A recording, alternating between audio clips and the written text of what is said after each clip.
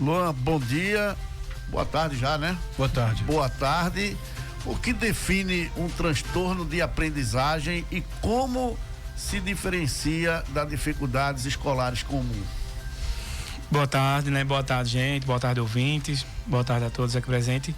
Então, a gente, diante do que a gente até viu, né? A pergunta de uma das ouvintes, falando dessa disparidade entre o autismo e os transtornos de aprendizagens, que acabam sendo confundidos, né? Só que os transtornos, né? Eles são considerados como um grupo determinado de variações, condições e situações que podem provocar sensações negativas ou déficits no desenvolvimento, né? No caso dos transtornos de aprendizagens, essas variações impedem que o cérebro ele assimile padrões e conteúdos. Então, de modo geral, o indivíduo com um ou mais transtornos de aprendizagem, ele terá dificuldade em aperfeiçoar habilidades básicas, como a leitura, as escritas, algumas operações matemáticas, né? Até o a falar raciocínio. também, professor? Isso, a fala, dependendo do transtorno, também, né? Principalmente por conta da dislexia. Sei. Né? A dislexia, ela acaba também dificultando no processo da fala. Né? Quando você atende aquelas pessoas que você vai na residência, qual foi o paciente que mais deu trabalho? Não é bem dar trabalho, né? Cada um tem a sua especificidade.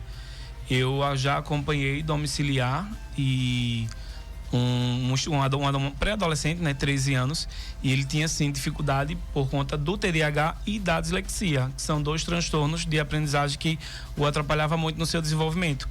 E para além do processo de aprendizagem, ele tinha dificuldade na fala. Então aí já precisaria de uma interferência do especialista da área, que é a fonoaudiologia.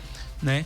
Mas aí acabava tendo essa dificuldade entre um e outro, entre o como falar, o como escrever, a troca das palavras, a troca das letras, a questão da acentuação, pontuação. Então a dislexia ela acaba, né, tendo essa dificuldade. Aí acarretado com o TDAH acaba vindo outras dificuldades.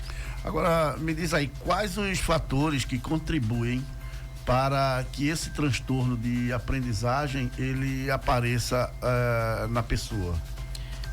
Então, o que é que contribui para isso? O indivíduo ele já vem com o transtorno, né? Tem pessoas que dizem assim... Já de nascença? Isso, o acompanha desde o seu nascimento. Só que aí, com o decorrer dos anos, a gente vai avaliando. E aí a gente vai vendo traços diferentes, vai vendo personalidade diferente, atuação. Opa, ele não está aprendendo igual o outro aprendeu. Ele não conseguiu falar tão rápido quanto o outro falou. Uma mãe que tem 2 ou 3 filhos, ela já vai vendo essa diferença no filho que tem um transtorno, porque ele acaba agindo de forma diferente do primeiro que não tem um transtorno, e a partir daí vai se identificando. Mas aí ela vai dizer, meu filho tem isso? Não. É orientado que seja procurado um profissional, né, principalmente da neurologia, né, ou alguns pediatras hoje que têm a formação e a atuação na área também pode estar fazendo esses encaminhamentos e laudos, mas não simplesmente ir para uma consulta e vai ter um laudo. Precisa ter um acompanhamento, talvez ele encaminhe, vai depender da especificidade, para psicólogo, para psicopedagogo, para fonoaudiólogo, para se ter um parecer, para a partir dali se ter um diagnóstico, né? Então é todo um processo. A mãe às vezes percebe de imediato ou demora um pouquinho perceber, né? Mas acontece também do professor perceber, né? Sim. Muitos professores acabam tendo essa percepção, e aí a gente dá as mesmas orientações. Professor não dá laudo, professor não dá diagnóstico. Professor ele avalia e percebe que o aluno ele não tem o mesmo desempenho que determinados alunos. Sim. Mas o conteúdo foi o mesmo. E aí é perceptível que o aluno ele acaba tendo sim uma dificuldade no seu processo de aprendizagem. E aí vem as orientações. Procurar um profissional, orientar a coordenação pedagógica, conversar também com os pais, né, para que se procurem esses profissionais. Quando a criança ela tem aquele momento na escola de lazer, não é? Tem um intervalo, e às vezes eu percebo em algumas escolas que eu fui, de passagem, não para observar, mas de passagem, a gente vê que tem aquelas crianças que ficam mais retraídas no canto. Isso. E outra já é mais ativa. Isso já é um transtorno? Não bem um transtorno, né? Talvez seja uma criança que realmente tem ali sua timidez, está no seu início de processo de socialização, né? A educação infantil é para isso, é para a criança desenvolver a partir da socialização, mas é algo para você olhar e já ir avaliando. Será que de repente seja alguma coisa que possa estar interferindo no processo de aprendizagem? Isso com o tempo, né? Isso. Com o tempo, se ele é for um processo daquele jeito, né? Isso, aí você vai fazendo intervenções, vendo estratégias para incluir ele nesse socializar. Isso. Então é todo um processo. Olha, quais os sinais mais precoces que podem indicar que essa criança ela tem um transtorno de aprendizagem? Então, partindo para, deixa eu te falar, partindo para o TDAH, né? O TDAH ele é um transtorno, já que a gente está falando de transtorno de aprendizagem, ele é um transtorno neurobiológico de causas genéticas caracterizados por sintomas como falta de atenção. Então a gente é perceptível na criança a falta de atenção, a inquietação, a impulsividade, aparece desde a infância, né? E pode acompanhar o indivíduo por toda a vida. Aquele que é bem agitado. Isso, pode ser um transtorno ou não, né? Ou não. Então precisa se fazer avaliações, fazer acompanhamento para se ter um diagnóstico ou não. Tem gente aí mandando Tem gente, professor, estão dizendo o seguinte aqui: eu tenho um filho de 16 anos e tenho uma filha de 5 anos. E eu já vim observar que meu filho, no ano passado, ele não gosta de ter contato com amigos, ele não gosta de barulho, não gosta de sair, só gosta de estar em casa sozinho e no quarto dele. Quando eu mando ele comprar alguma coisa, ele não compra certo. Se eu mandar ele dar um recado, ele não sabe dar também, né? E tem horas que ele fica conversando só. O que seria isso? Ao ver apenas esse comentário, eu não posso dizer que seria tal coisa, não. Né, a gente precisa, eu acho que a partir daí a mãe já precisa procurar, né, um profissional. 16 anos já tá. Isso, né? Então a gente já vê o quão já foi tirado se esse adolescente tiver um transtorno. Então precisa procurar um profissional a partir de algumas hipóteses, né? Não são diagnósticos, porque principalmente adolescente, né? Já passou adolescente, o tempo de fazer, né? Isso. Amizades e ter o convívio com a pessoa, né? Com a sociedade, né? Às vezes adolescentes nessa fase a gente acaba lidando com adolescentes muito introspectos, que muitas das vezes está ali talvez no início de ansiedade, no início de depressão e não está sendo procurado. Então é orientado que se procure um profissional, principalmente da área da saúde, né? Da psicologia, até para entender, né? Se é percebido algo que é diferente dos demais e acha que é um transtorno de aprendizagem, a gente dá as mesmas orientações. Neurologista, para que se tenha os encaminhamentos e, né, procurar diagnóstico. Tem mais uma, Ranilson? Tem. Olha, Ranilson Sebastião, meu filho tem 12 anos, né? Ele tem muita dificuldade para aprender na escola e também em casa. Os professores me orientaram a levar num psicólogo. Levei, a psicóloga disse que ele precisa de um neurologista. E eu fico triste porque vejo o esforço que ele tem. Que isso aqui tem, mas não consegue, né? É como se fosse uma falta de atenção. Isso, né? Realmente. As indicações já dos professores foram boas, né? Sim. Psicólogo mandou neurologista, né? Por trás disso aí deve ter alguma coisa, né, professor? Isso, porque o que acontece que ele tem, né? Isso, o que acontece, o tempo vai passando e muitas das vezes tem a questão da não aceitação também da própria família. Não, ele não tem nada, meu filho não tem nada, não, isso não é nada não. E aí o tempo passou, ele chegou numa fase onde os colegas tá ali no mesma etapa e os colegas estão desenvolvendo e ele tá ficando para trás. Então o que é que eu não vi que era para ter procurado? Então a gente dá esse sinal de alerta que a família procure um profissional para se ter, né, alguma orientação e entender o que tem. Nesse caso aí já é claro que é um transtorno, né? É perceptível, quando como eu disse, né, a gente não pode dar um diagnóstico a partir de uma frase, uma mensagem de alguém.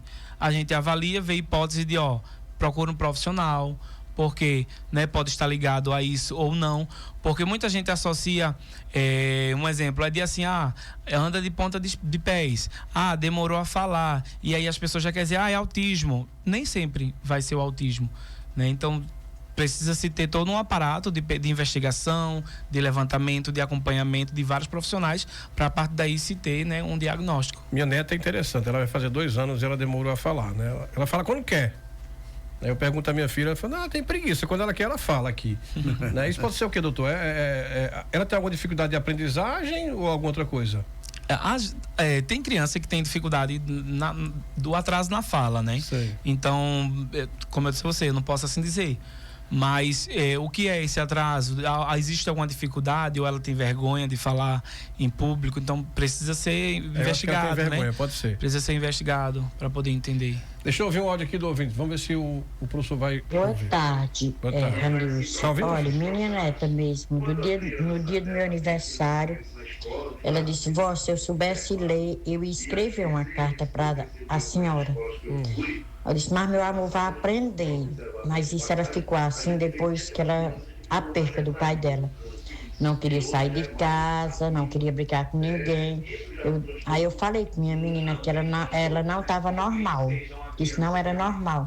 Aí nós levamos ela para o postinho, o médico caminhou e disse que o problema dela era saudade do pai dela. Mas deixasse ela brincar com outras crianças, deixasse ela sair, não ia passar remédio para ela. Agora mesmo ela está melhor, graças a Deus, está melhorando, graças a Deus.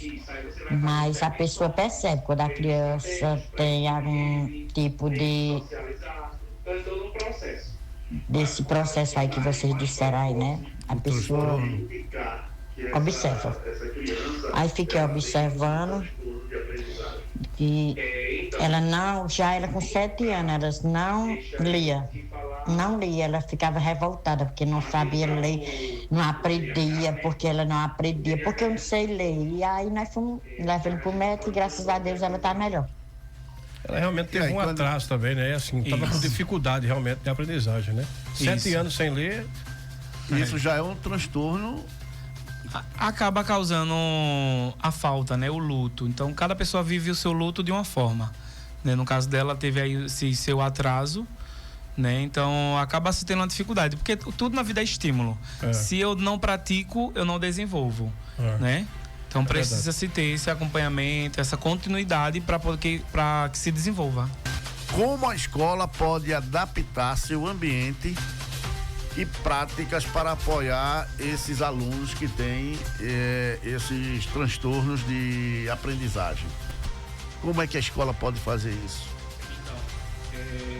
A orientação que damos, né, para os professores, principalmente nesse processo, é que a gente precisa entender a especificidade desse estudante, né? Que tipo de transtorno.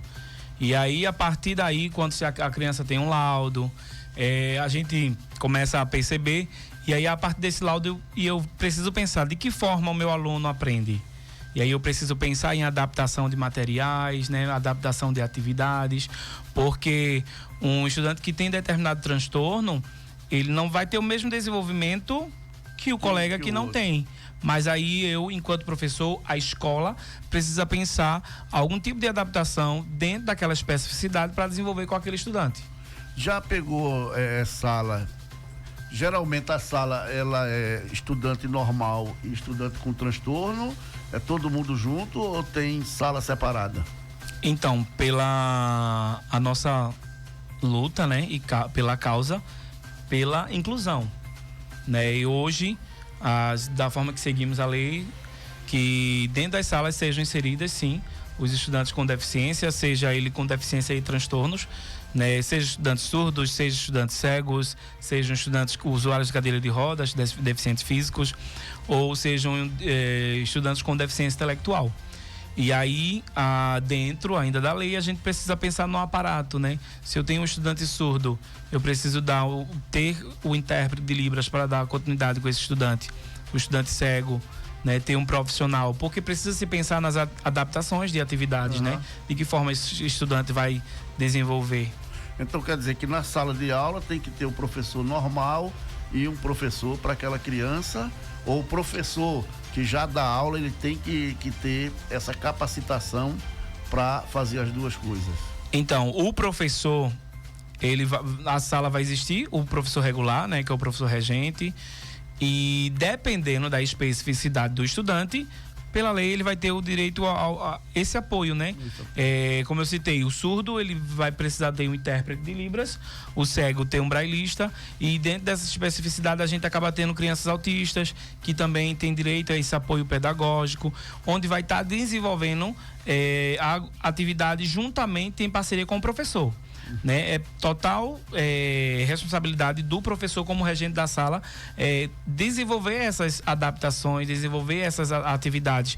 Muitas das vezes falta a formação, e aí a gente preza pela formação, para que se tenha formação continuada, para que os professores procurem tentar entender de que forma eu posso atuar com meu estudante autista, de que forma ele aprende, e aí a partir daí pensar possibilidades de adaptação dentro do seu processo de aprendizagem. O transtorno de aprendizagem não tem cura. Então, você dizia pra gente que isso não é uma doença. Não é uma doença. Né? O transtorno de aprendizagem, ele vai acompanhar o indivíduo desde o seu nascimento até a fase adulta. Então, não é uma doença para que se tenha cura. Né? O que se tem é acompanhamento, terapias, né, para que a partir daí o estudante ele possa desenvolver, a criança, o adolescente, né, possa desenvolver dentro de sua especificidade. A gente fala muito assim, mas ele é autista, mas ele não parece porque ele lê, porque ele escreve, né, mas a partir daí se tem esse processo de construção onde o estudante ele vai, né, se desafiando e vai se desenvolvendo durante o processo. Certo. Agora deixa eu te perguntar uma outra coisa. Dentro desse processo todo, o que é que a família, o que está no dia a dia, o que é que ela pode já começar a fazer quando identifica, lógico, o que é que ela pode começar a fazer para ir, vamos dizer, para conseguir amenizar isso? O importante e o principal de tudo são as terapias, né? Principalmente quando desde cedo é percebido, fez acompanhamento e se teve um diagnóstico, então a família, a gente preza que a família procure os acompanhamentos, seja qual for. Então muitas das vezes vai ter o acompanhamento com fonoaudiólogo, ou psicólogo, ou psicopedagogo, ou neuropsicopedagogo. Então vai depender de cada criança, né? Cada um vai ter a sua especificidade. Quando você atende algum paciente, né?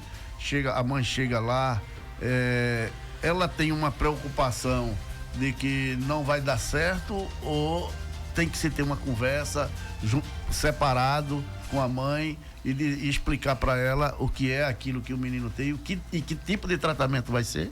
Isso. No meu caso, quando vem para mim e que vem com o laudo, então baseado... Quando vai para você, já vai com o laudo médico. Isso. Eu normalmente atendo pacientes que já são laudados, para em cima desse laudo eu entender o que é que eu preciso desenvolver nessa criança. No meu caso, pela minha especificidade, eu atuo com a neuropsicopedagogia, então eu atuo com a aprendizagem. Né? Eu trabalho as habilidades para desenvolver a aprendizagem. A psicopedagogia, ela já vai mais para o comportamento, ela acaba adentrando mais para a área também da psicologia e da aprendizagem. E aí eu preciso entender quais dificuldades o meu paciente ele está tendo, no caso agora da área clínica, é paciente, não mais aluno. Eu vou tentar entender, ele é TDAH e ele está com dificuldade em tais áreas. Então, em cima daquelas áreas, eu vou precisar desenvolver atividades para desenvolver o processo de aprendizagem dele. Entendeu? Então eu vou trabalhar em cima daquela dificuldade. Então precisa de um rastreio, precisa de um acompanhamento. Aí muitas das vezes tem esse tete a tete com os pais. Para além da gente receber o laudo, a gente precisa conversar com os pais para entender como é a rotina, como é o dia a dia, o que gosta, o que não gosta, o que faz. Então a gente faz toda uma anamnese, né, desse paciente, para a partir daí se ter um rumo. E qual o tipo de atividade mais comum quando você encontra um paciente? Vem muito para mim pacientes com dificuldade de aprendizagem, né? Não consegue, um exemplo, coisa básica como raciocínio lógico, né? Não consegue desenvolver a habilidade de interpretação. E aí a gente, a partir dessas situações, a gente vai trabalhando em cima disso. Aí, como você diz que não é uma doença, é de nascença isso, né? Quando você pega o paciente, a evolução dele é diminuir essa dificuldade? Isso. A partir do momento que a gente dá início ao acompanhamento e torna aquilo rotineiro. né? Seja semanal, alguns pais optam quinzenal, depende muito da família.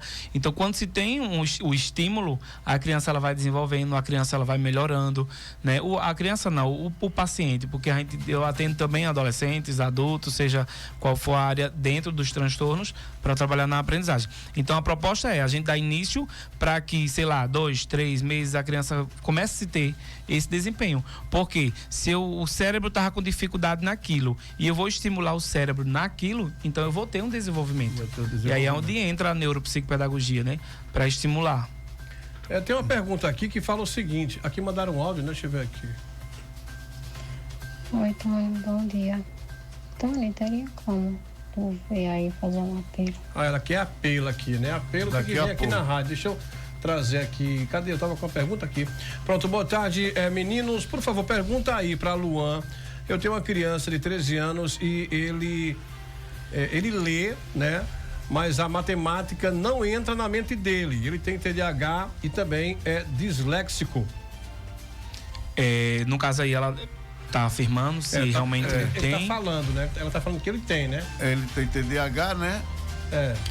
Acho que ela deve estar perguntando se ele é disléxico. Acho que é isso, né? Diz que ele tem TDAH e é disléxico. Bom, se é uma pergunta, a orientação é que se procure o profissional para realmente ver e que ele já está com 13 anos, tá tardio, né? Se for afirmação, e se for uma afirmação, dá continuidade. Acaba atrapalhando no processo de aprendizagem o TDAH, né? Então tem criança que acaba não desenvolvendo, não consigo aprender isso, não consegue desenvolver aquilo. Então muitas das vezes parte de repente para outro tipo de transtorno, mas precisa se fazer acompanhamento para poder entender realmente, né, qual é esse transtorno de aprendizagem. Teve um ouvinte logo cedo que perguntou, estava confundindo o autismo com os transtornos de aprendizagem. Dá uma geral nisso aí, porque tem muita gente que chega... Uma diferenciada, né? Porque tem muita gente que pensa que é uma coisa e é outra, Isso. Né?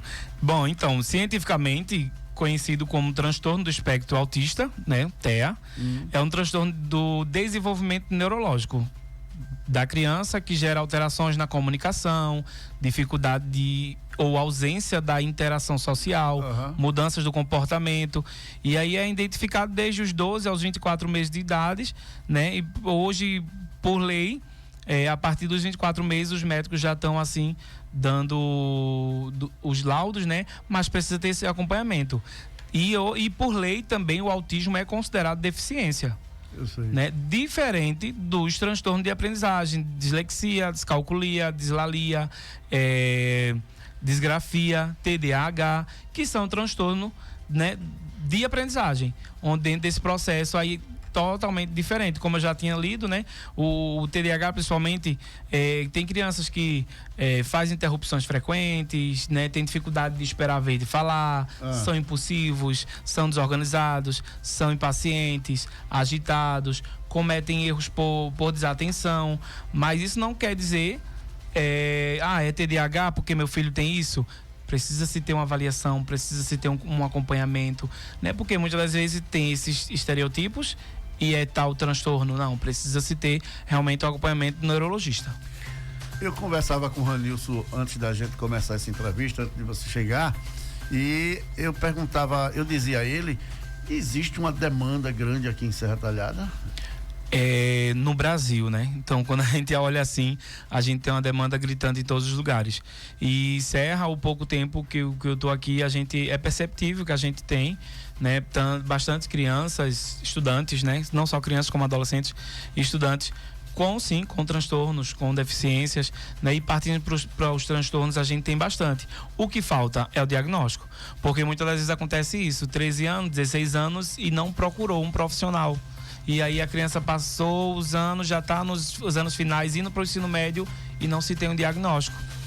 Muito bem. Sebastião, daqui a pouquinho tem Premocil também, que já tá. Adson tá por ali. Tá por aí já, né? Tá satisfeito com o doutor Luan Brito? Eu já tô. O homem é entendido, viu? Obrigado. E A segunda vez que ele vem aqui, ele vem com o Tony já. Né? Na outra vez que ele veio, ele conversava, Sebastião, e fazia o gesto de Libras, né? Eu lembro da entrevista ainda. Estamos de portas abertas aqui, Luan, valeu, obrigado pelas explicações. Obrigado a todos aí. E quem quiser procurar o Luan para fazer algum atendimento em casa? Tanto em casa, também como atendo aqui ao lado, numa clínica. Certo. Meu telefone é 81, meu DDD, certo, né? 988010490, 988010490, ou pode me procurar nas redes sociais como Instagram, Luan Brito NeuroPP. Luan Brito NeuroPP. Pronto, tá aí. Obrigado, viu, Luan? Um abraço, viu? Obrigado. Valeu, Luan.